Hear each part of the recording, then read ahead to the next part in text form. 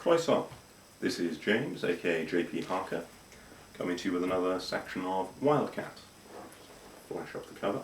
The last of these videos got some very nice feedback, which is very nice, thanks for that. So, yes, I thought I'd do another section. I'm not going to read the whole book like this, that would take a very, very long time, and I don't have that. It's large, let's be fair. But I am going to do another section today, so hope you enjoy.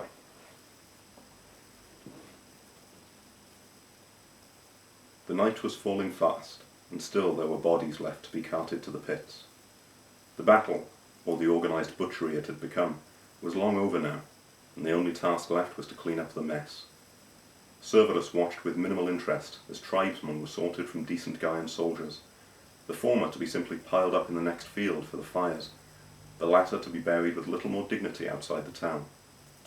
What the subjugated Basii would normally do with their dead, he neither knew nor particularly cared.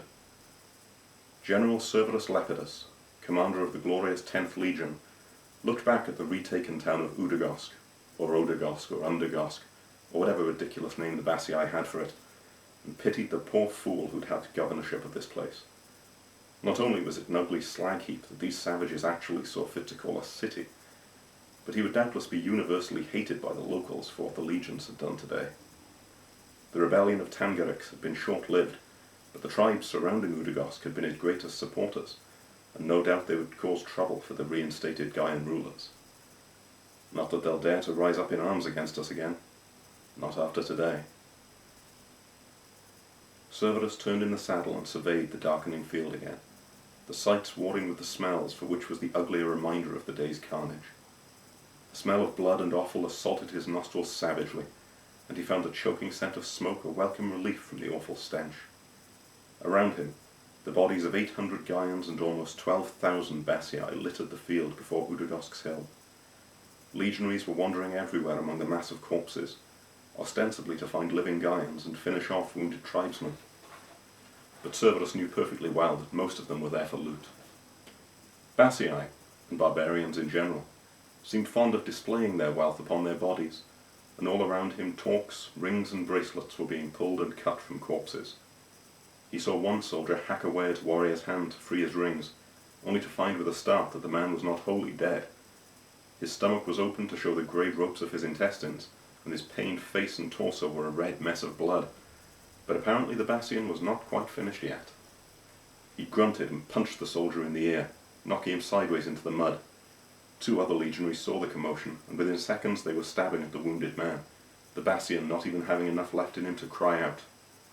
In a few moments it was all over, and the first man's rescuers began jeering at him for his clumsiness.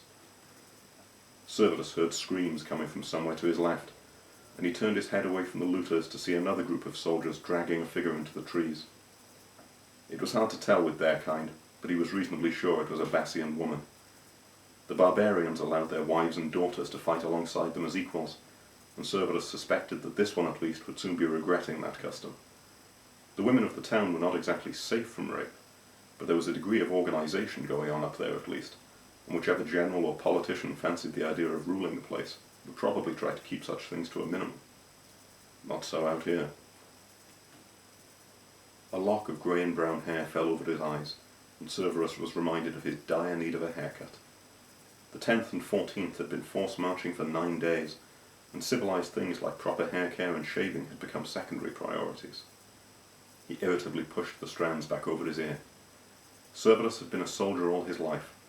He'd made a name for himself expanding the Gaian Empire into Avidia, and now approaching his 30th year with the legions, he knew full well that victories were more important than personal decorum. But nonetheless, he was beginning to look positively bestial. I probably smell like one of them too by now.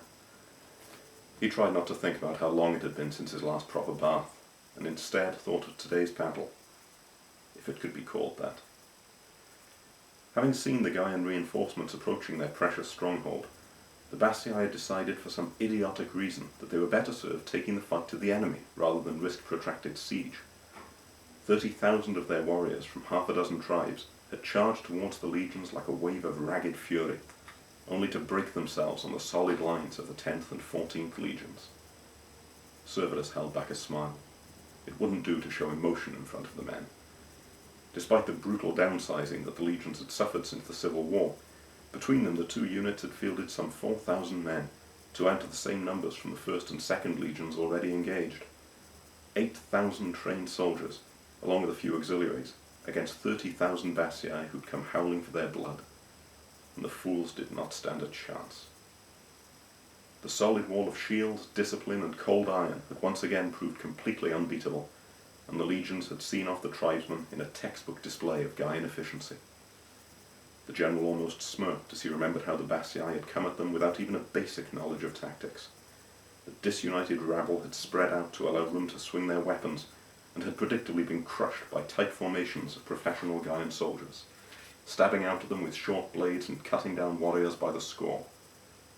The tribesmen had held on for longer than Serverus had expected, but eventually they'd broken and fled as they were always going to, having caused no real damage to the legion shield walls.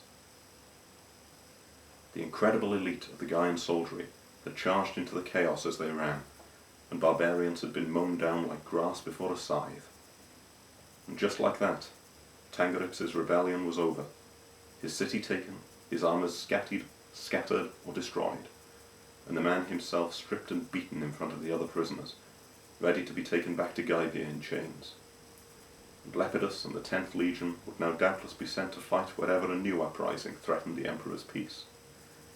The joy and curse of being the best is that one is always in demand. Serverus looked over to where the camps were being erected, upwind of the stench and smoke of battle. He saw the eagle standards of the 4 legions that had fought today, each with its own badge sewn onto the banner beneath it. The banner of the 14th, who'd marched with him, showed a prowling black panther above the words Vulco's Claws. Their hosts, the 1st and 2nd, were camped just to the south of them, one banner showing a black bird, the other a capricorn, with Unto Death and Blood and Iron written under them in gold. But it was his own mighty legion, the glorious 10th, that drew the eye of the general across the field. He saw the golden eagle of their standard placed exactly in the centre of the straight lines of white tents.